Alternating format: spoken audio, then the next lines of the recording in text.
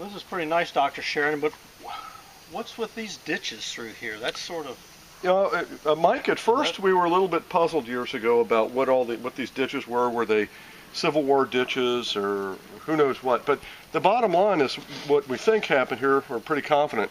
The whole Meadowview watershed was extensively ditched in the late early 1800s for what they called wetland reclamation.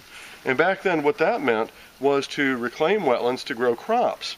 So here we are in the very headwater spring feeding our native pitcher plant bog, very sandy, gravelly soils, and even here there's ditches 2-3 feet deep lowering the water table.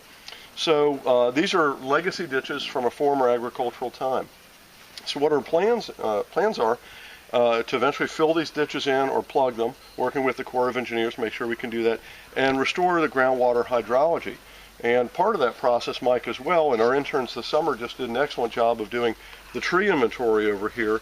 The bog itself has been invaded by numerous hardwood stems, and these hardwoods pull out a lot of water from the bog, again lowering groundwater tables, a lot of shading. And while the forest itself is beautiful, we're trying to restore a pitcher plant bog, and we're now working on grant funding to do our hardwood removal here this winter.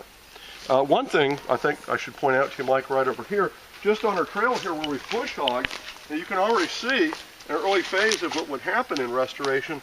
Just from this mild clearing, we've already had sphagnum moss popping up on the soil surface. So this tells us once we remove the trees, raise the groundwater tables, we're already going to have bog right here. Cool.